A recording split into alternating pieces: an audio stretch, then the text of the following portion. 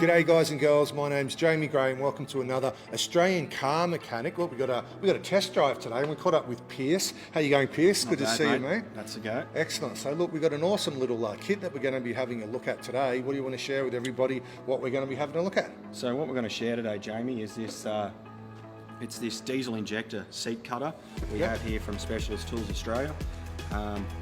Now, what it is more or less, in the instance of a common rail vehicle, when their injectors get seized or it's got a worn or blown injector seat tip washer, this is what's used to more or less renew the cylinder head. So it's got a nice flat surface which allows the cylinder head to seat. So it's quite a simple tool.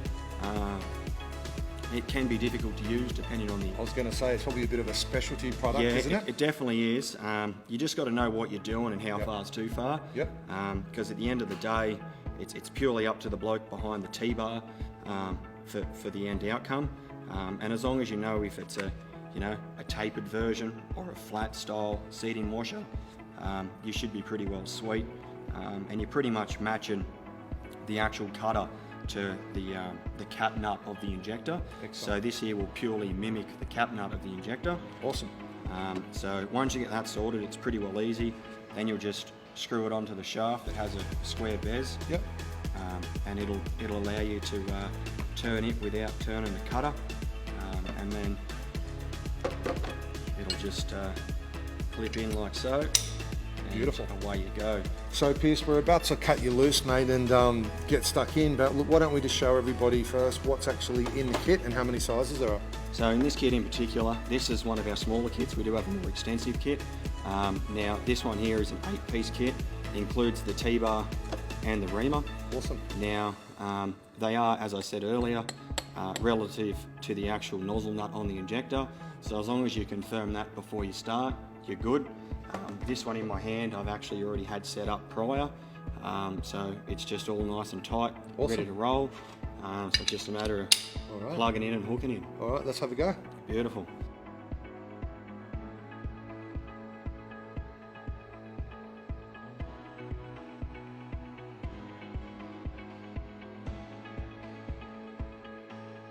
So Pierce, how did it actually feel, mate, when you were putting the tension on there? It didn't look like you needed a whole pile of torque behind it. No, not much at all. So the advantage of the T-bar, you just want to hold it, just so it's firm. You support it, firm it in. Just however much you can turn it, kind of thing. Never go more than say 1.5 full turns. Rechecking. So when you were checking and you were sort of putting the torch down there, how did you know when it was actually perfect? So what you see, you'll see the seat and it's got like a darker patch, or sometimes it'll have carbon or a stain. So what you're looking for is as you cut it once or twice, you'll slowly see the circle either get bigger or more like a machine surface. And then once you've achieved that machined look, you're right to go. So Pierce, we're having a look at the application of actually removing the injectors. So what's one of the biggest sort of dramas that you guys sort of see day to day on that front? Yeah, it's a good point you make there, Jamie. So biggest issue we see day to day nowadays is actually having a stuck injector. So by stuck I mean it's physically stuck in the cylinder head due to carbon, which would be most likely caused by a leaking tip washer. As I said, we do see these very regularly, and we're now at a point where we've got enough tools to do the job efficiently, and most of all, not creating a bigger job for the customer to pay for. Because before we had these tools, there was instances where you'd physically have to remove the cylinder head. So with nice gadgets like this, the head can stay on the car and we can go on with our job how we planned it. Alrighty, Pierce, so what do people at home have to do if they want to get in contact with you guys and have a look at some of these products? Yeah, so Jamie, that's a good point.